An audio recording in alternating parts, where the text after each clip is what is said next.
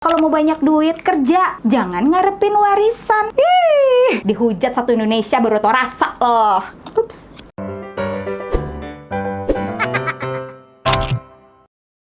Hi everyone, welcome back to my channel. Azek, hey, apa kabar semuanya? Balik lagi di channel Rachel Godard. Guys, balik lagi nih di segmen yang paling ditunggu-tunggu. Apalagi kalau bukan curhat time. Jadi kemarin ya kan, gue lagi iseng bikin Q&A tentang menabung, investasi yang udah ada di highlight Instagram gue. Terus tiba-tiba pembahasan topiknya tuh ke sandwich generation. Jadi banyak kan yang curhat, ada 2000-an guys yang curhat tentang sandwich generation ini. Ya udahlah sekalian open cute time tentang sandwich generation. Penasaran ceritanya kayak apa aja? Jempolnya mana? Jempolnya mana? Like dulu dong videonya, abis itu subscribe dan share ke seluruh social media yang kalian punya. And now let's move on to the video. Sebelum gue bacain DM dari teman-teman, gue mau ngejelasin dulu ini artikel dari Kompas. Jadi sandwich generation merupakan sebutan yang diberikan oleh individu atau seorang manusia ya, yang harus mencukupi kebutuhan ekonomi banyak pihak dalam waktu bersamaan, mencakup diri sendiri, keluarga intinya, dan orang tua. Intinya, jadi seseorang yang harus membayar kehidupannya sendiri, nanggung orang tua, dan nanggung anaknya. Berat ya. Ya udah, kita langsung bacain DM pertama. Gue mau tanya sama elu, Kak. Kerja apa yang halal yang bisa ngelunasin pinjol bokap gue yang jumlahnya udah ratusan juta dan akan nambah terus setiap harinya? Bokap gue kelilit utang dari gue lahir, Kak. Baru-baru ini aja ada pinjol, jadi utangnya makin menjadi-jadi kan. Gue capek tiap hari ada aja orang marah-marah dari bokap gue nagih utang. Gue dipaksa kerja, tapi kerja apa? Bokap aja nggak bisa nyekolahin sampai SMU. Ya udahlah, ngelonte aja. Bukannya bangga, tapi dengan ngelonte adik-adik gue bisa sekolah. Utang bokap berkurang dikit dan nyokap lebih bisa menerima keadaan. Mereka kayaknya tahu sih gue lonte, tapi mau gimana lagi? Pilihannya ngelonte atau mati digebukin debt collector. Baru cerita pertama tuh kayak udah menyayat hati banget ya. Gue kadang-kadang suka mikir, kok orang tua tega banget tahu gitu anaknya menjual harga dirinya demi ngebayarin utang tuh. Gimana sih hati nuraninya gitu? Kalau urusannya perdata kayak gini, ya udah lo serahin diri aja ke polisi, tanggung jawab sama apa yang udah pernah lo perbuat. Setahu gue sih kalau hukum perdata kayak gini ya bisa dipenjara dan utangnya tuh dianggap lunas, daripada lo harus ngorbanin anak lo ya yang lo sekolahin aja nggak bisa gitu.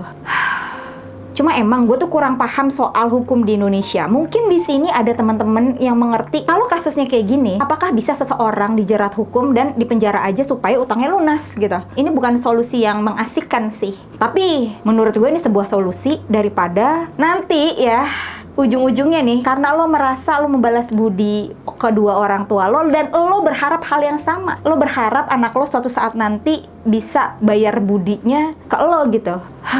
Coba deh komen sayang. Bapakku Mbak Rach seorang debt collector. Buat teman-teman yang belum tahu, debt collector itu biasanya dia itu datengin ke rumah atau ke kantor orang-orang yang punya utang, terus kayak ngegeber-geber gitu loh supaya mereka tuh takut jadi bayar utang. Paham ya sampai sini? Bapakku kalau kerja emang keras ya, tapi hatinya lembut banget. Suatu saat pernah dia nagih ke orang yang notabene omnya pacar aku saat itu.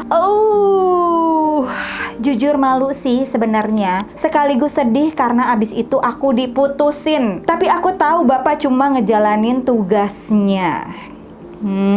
Bersyukur deh lo putus daripada sama keluarga yang tukang utang. Pusing, bayarnya pusing. Dulu nih Rach, ada beberapa gym yang punya kerjasama dengan kartu kredit, iya kan? Kalau ada 2 member baru pakai CC ini dapat potongan diskon. Lumayan kan? Aku sama sepupuku ikutan lah.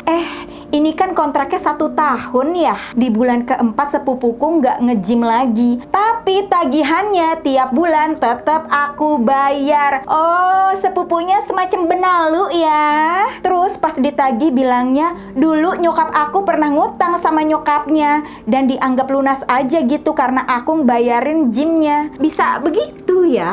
Aduh, makanya nih ya, yang namanya ngutang tuh kan, walaupun sama saudara, sama adik, kakak, tante, om, siapapun, tolong ya, ada hitam di atas putih, ada materai tertulis, kasih tahu juga kalau tiba-tiba orang ini tidak bisa bayar, siapa yang bertanggung jawab gitu teman-teman, biar hubungannya enak ya kan. Dulu waktu SMA gue emang pernah open BO, tapi semenjak lulus kuliah udah nggak pernah lagi Kak Re. Tabungan udah lumayan, jadi nggak usah kerja yang sampai jual diri gitu. Tapi sahabat gue ini ortunya kelilit hutang. Ibunya ngutang ke saudara untuk nyekolahin sahabat gue ini di luar negeri. Ya kasihan dong ya kan Kak Rech, karena kenalanku lumayan banyak nih. Secara dulu kan gue pemain lama. Ya udah, gue tawarin aja. Dia mau. Lumayan deh, dapat 20% dari setiap jobnya dia. Wow,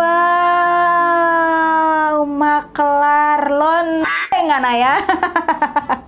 Sekarang anak buahku baru 3 orang. Oke, bisnis ya. Gak rencana nambah kok Kak. 20% dari mereka udah bisa bayar apartemen dan cicilan mobil. Sama-sama untung dan gak ada yang dirugikan. Baik.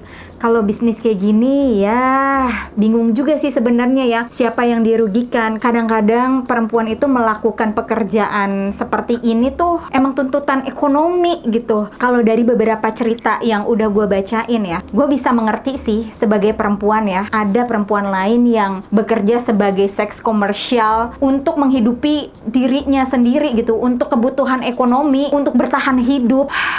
Tapi ya kalau kayak gini memang tidak bisa dibenerin. Tapi gue sebagai perempuan, gue cukup mengerti kok kenapa hal ini tuh bisa terjadi. Cuman yang gue bingungin ya, kenapa sih maksain dengan keadaan gitu? Kalau lo nggak punya uang buat nyekolahin anak di luar negeri, kenapa harus sekolahin di luar negeri? Kayak universitas di Indonesia pada jelek-jelek gitu. Kan bisa sesuaiin dengan kebutuhan hidup gitu kan. Terus sekarang siapa yang harus bayar? Aduh, bingung juga. Tapi nih, kalau udah usia 18 tahun, kuliah kan pasti di atas 18 tahun kan, seharusnya sudah bisa berpikir bahwa ini tuh udah bukan tanggungan dari orang tuanya lagi, karena lo sudah cukup dewasa gitu untuk menentukan, oke, gue mau kuliah di luar negeri. Terus buat apa kalau kuliah di luar negeri bayar mahal-mahal, ngutang, ujung-ujungnya ngelonte gitu, buat apa?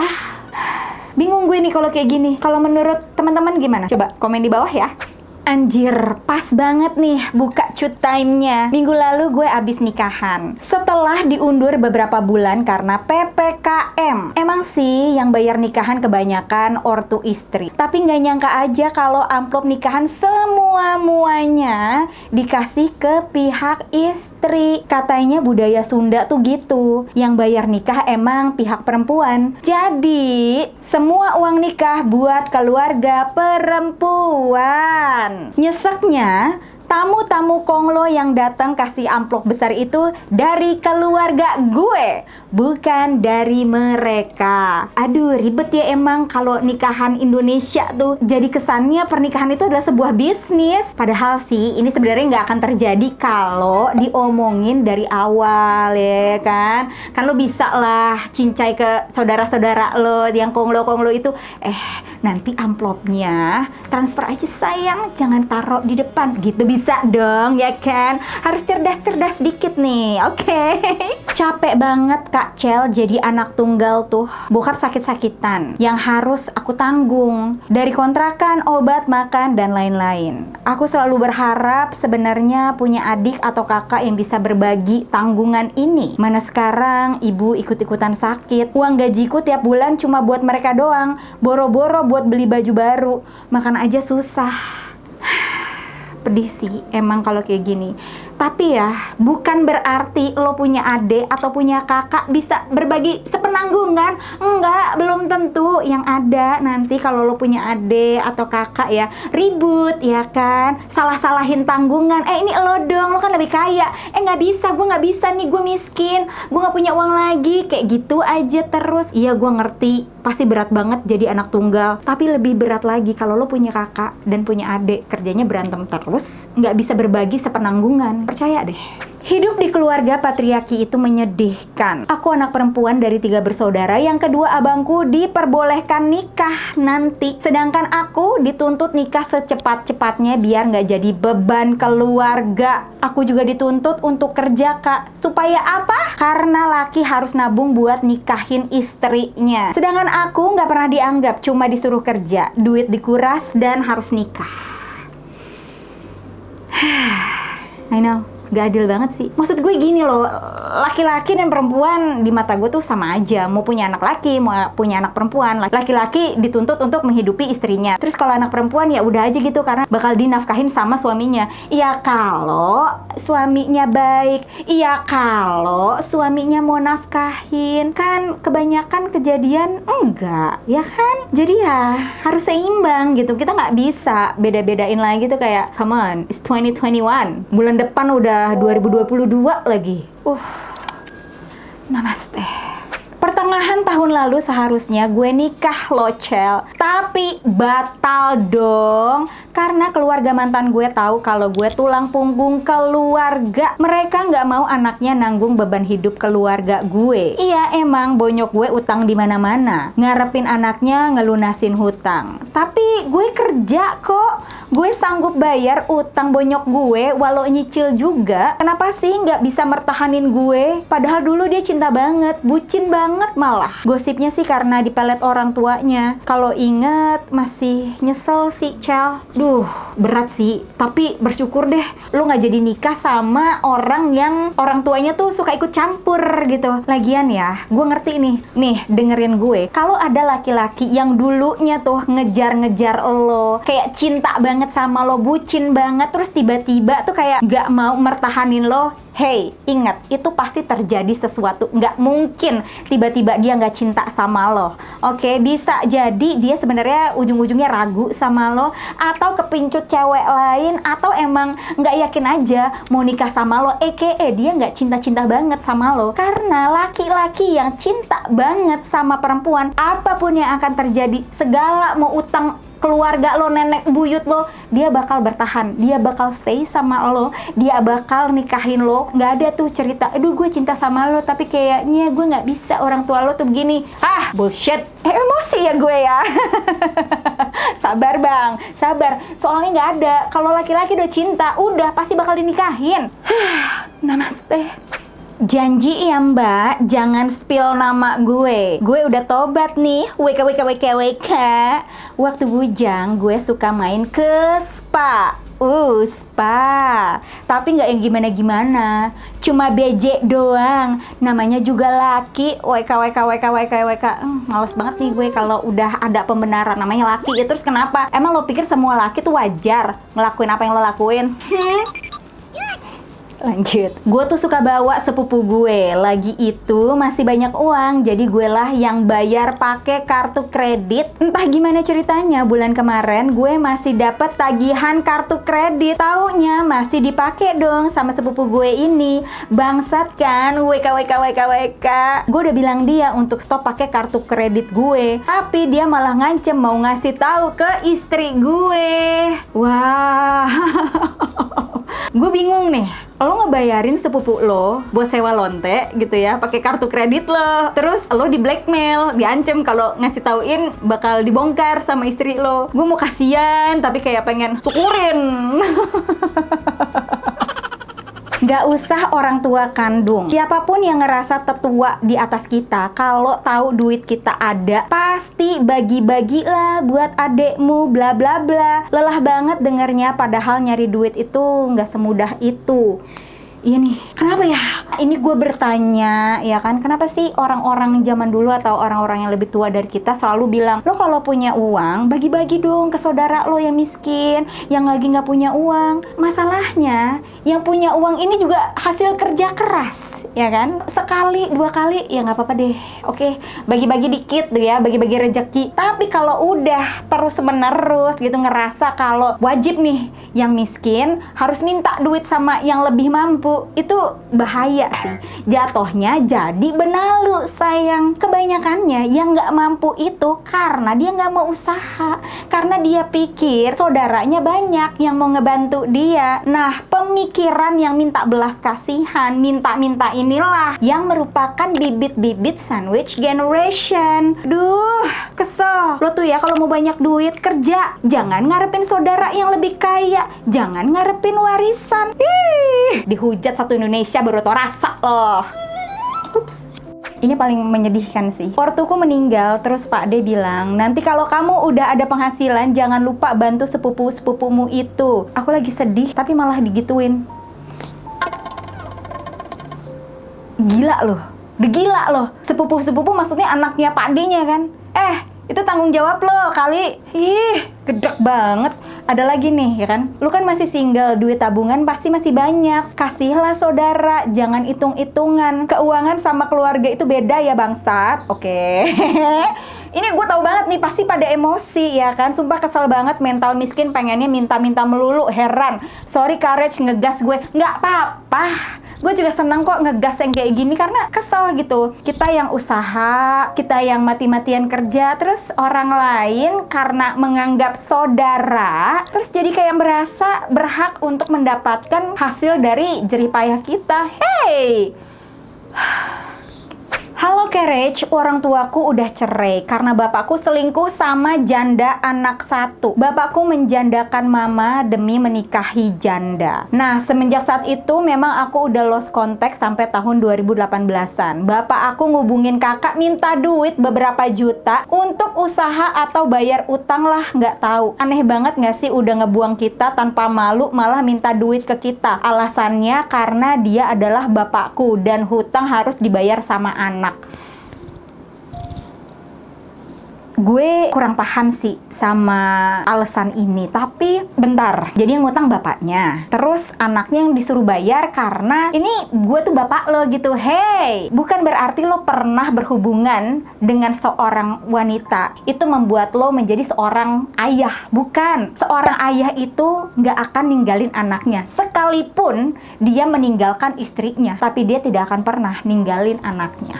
So buat gue, nah seorang ayah itu karena dia ada gitu buat lo. OMG, gue benci banget kalau dibilang sandwich gen. Apaan sih? Kan emang kewajiban kita sebagai anak untuk bantuin emak bapak lu, Bambang. Kalau punya duit lebih ya bantu SPP adek lu, bantu beli beras, jangan manja. Ini kan kalau ada uangnya, ya kan? Kalau ada uang lebih, gue setuju kita bantu gitu ya. Sekali 2 kali, jangan sampai keterusan. Kalau kita keterusan, nanti kita yang bodoh. Ya, dimanfaatin orang, oke? Baik boleh, tapi jangan terus-terusan baik. Karena kecenderungan manusia itu akan memanfaatkan. Balik lagi ya, kalau emang ada rezeki, nggak apa-apa bantu. Tapi jangan jadi kebiasaan, sayang. Singkat aja nih Rachel, saya ibu 2 anak yang sudah kuliah. Umur saya 55. Kaget gue. Gue pikir followers gue tuh kayak Gen Z atau generasi millennials. Ini wow, ibu-ibu. Menurut saya sih sandwich generation itu cuma istilah anak jaksel aja yang menghindar dari tanggung jawab. Karena seyogyanya seorang anak dilahirkan ya memang untuk membantu orang tua loh. Trims, tapi kan yang kepengen hadir orang tuanya. Anak kan nggak pernah minta dilahirkan ibu. Benar begitu? Coba deh teman-teman yang komen bantuin gue. Yuk komen. Pacarku ngebiayain adeknya yang masih kuliah. Kesel deh, dikit-dikit nggak ada duit. Jadi gue yang bayar kalau makan atau nonton. Aku juga pengen kali punya pacar yang sering-sering bayarin. Baik, kalau memang lo pengen punya pacar yang value-nya untuk ngebayarin lo, ya udah putus aja, cari aja cowok yang lain. Karena emang mungkin dia nggak punya uang, ya. Dan jadi tulang kering.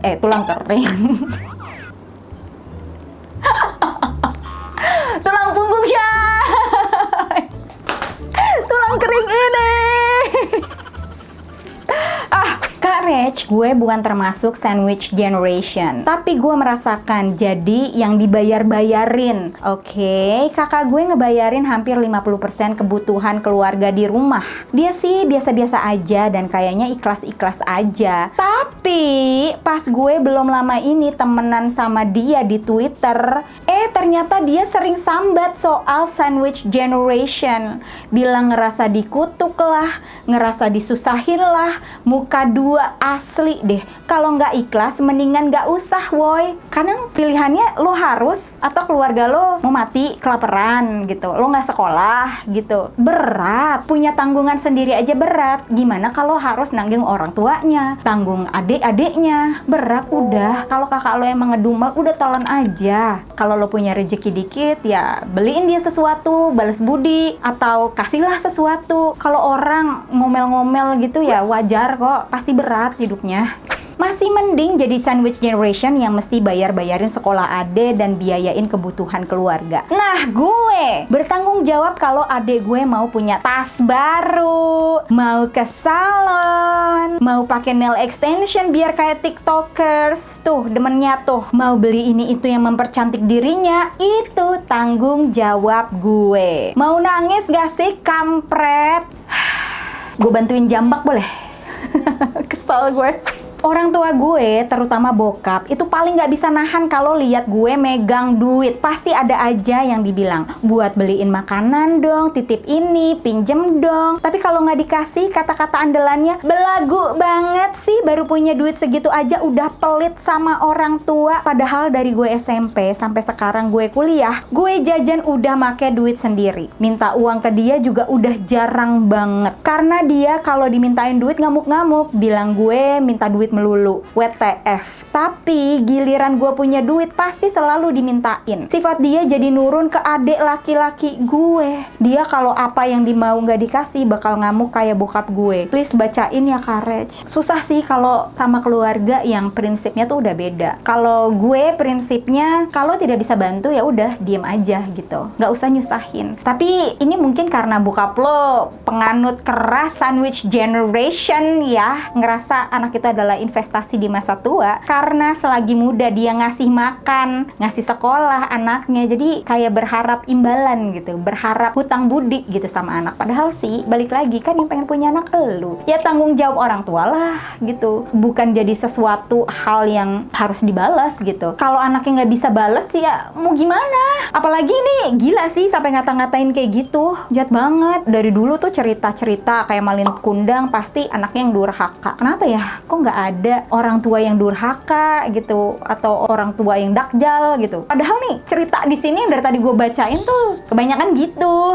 Terlahir di keluarga yang menganut paham sandwich generation atau anak adalah sebuah investasi emang berat banget sih ya. Karena untuk hidup di zaman yang susah ini aja udah berat. Belum lagi lo harus nanggung orang tua. Belum lagi kalau lo udah terlanjur punya anak. Itu pasti berat banget kan. Kalau dari gue pribadi ya, untuk melepas sandwich generation ini emang nggak bisa. Tapi seenggaknya lo tuh bisa memutus rantai sandwich generation untuk anak lo. Dengan caranya apa? Kelola keuangan lo sebaik mungkin. Dicatat. Kadang males kan ya kan? Nyatet gitu pengeluaran, penghasilan, terus dibagi-bagi gitu kan. Misal persenan 50% buat kebiaya hidup, 20% buat happy-happy, 10% buat investasi, 10%-nya lagi buat dana darurat, dan 10%-nya buat asuransi atau untuk simpanan gitu. Itu emang sulit banget, apalagi kalau gaji kita tuh pas-pasan. Terus gimana cara memutuskannya? Satu, lo harus perkuat skill lo. Misal, lo suka fotografi, lo les deh tuh fotografer. Lo suka masak, lo gali, lo sering masak makanan-makanan yang enak, terus lo bisa jualin. Atau lo suka make up, lo bisa jadi makeup artist. Jadi penghasilan lo tuh banyak, nggak cuman kerja doang. Jadi perbanyak penghasilan lo supaya uang lo tuh cukup untuk ngebiayain kehidupan lo dan mungkin orang tua lo. Terus nih, ini penting banget sih. Gimana ya bilangnya? Yang pasti lo harus berani bilang enggak. Gue tahu ini susah banget. Misal nih, lo harus tahu yang namanya kebutuhan sama keinginan. Kebutuhan misalnya bayar kos, bayar listrik, sekolah, makan. Kalau keinginan, nongkrong di Starbucks, nonton, halan-halan, traveling, iya healing, gue paham, gue ngerti. Tapi kalau keadaannya kayak gini, kita tuh nggak bisa egois, ya nggak sih? Dan kalau kita sudah berkorban seperti itu, orang lain juga harus, termasuk keluarga dan orang tua. Kita harus bilang enggak untuk ganti TV, misal beliin sofa baru, perbaikin kitchen set, beli mobil baru. Jadi mereka itu ya udah kita penuhi kebutuhannya, bukan keinginannya. Dan ini penting. Ini karena gue ngerasa orang yang nonton gue ini adalah saudara-saudara gue, sahabat-sahabat gue dan teman-teman gue. Pesan gue sih nggak usah lah